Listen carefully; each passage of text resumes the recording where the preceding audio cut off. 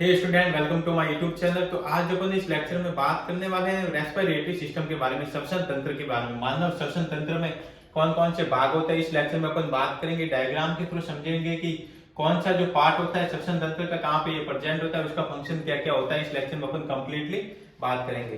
तो अब अपन स्टार्टिंग करने वाले हैं रेस्पिरेटरी सिस्टम के बारे में। तो श्वसन तंत्र को एक डायग्राम के थ्रू अपन समझ रहे हैं। तो जो फर्स्ट पार्ट होता है श्वसन तंत्र का, वो क्या होता है? लैरिंक्स। क्या होता है? यहां से अपन श्वसन तंत्र को स्टार्ट करते हैं। तो फर्स्ट पार्ट क्या होता है? लैरिंक्स होता है, जिसको अपन क्या कहते हैं? Voice box. लैरिंक्स क्या होता है? एक वॉइस बॉक्स होता है जो क्या करता है? ध्वनि उत्पन्न करता है,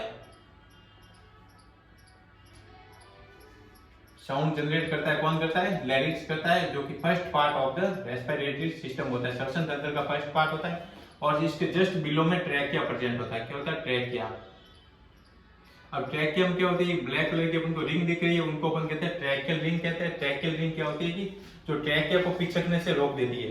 क्या कहती है? ट्रैकिया को पिचकने से रोकती है। कौन? ट्रैकियल रिंग, जो कि 12 से 16 ट्रैकियल रिंग होती है मानव श्वसन तंत्र में। ह्यूमन रेस्पिरेटरी सिस्टम में 12 से 16 ट्रैकियल रिंग प्रेजेंट होती है, जो कि ट्रैकिया को पिचकने से रोक देती है।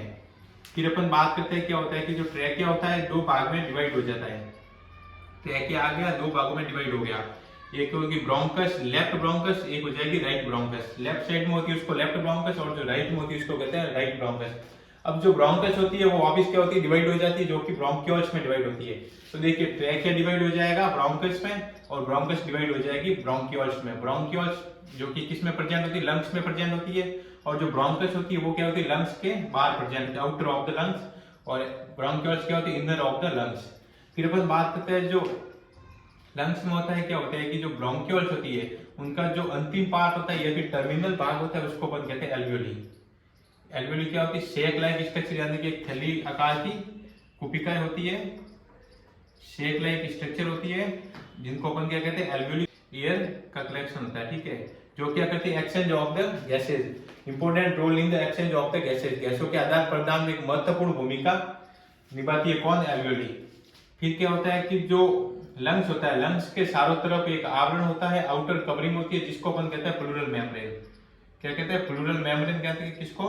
जो लंग्स के चारों तरफ एक आवरण होता है, एक लेयर होती है, प्रोटेक्शन प्रोवाइड करती है, जिसको अपन कहते हैं प्लूरल मेम्ब्रेन। अब प्लूरल मेम्ब्रेन में क्या होता है कि दो प्रकार की लेयर अपने पास में आती है। एक तो होती है विसरल लेयर और एक होती है parietal layer. Pleural layer, pleural membrane में क्या होता है कि दो प्रकार की लेयर है, कि एक तो होती है विसरल लेयर और एक होती है पैराइटल लेयर। और क्या होता है कि इन दोनों लेयर के बीच में एक स्पेस प्रेजेंट होता है, जिसको अपन कहते हैं प्लूरल कैविटी। क्या होता है? इन दोनों दो लेयर है उनके बीच में एक स्पेस हो जाएगा, जिसको अपन कहते हैं प्लूरल कैविटी। प्लूरल कैविटी में होता है प्लूरल फ्लूइड होता है। तो देखिए, यहाँ पे अपन बात करते हैं pleural membrane, pleural membrane space. Space को क्या कहते हैं? प्लूरल। इनमें क्या होता है? Pleural fluid.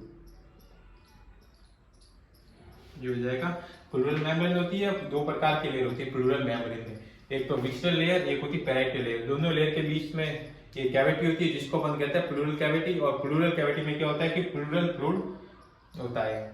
ये हो जाएगा अपने पास में रेस्पिरेटरी सिस्टम का एक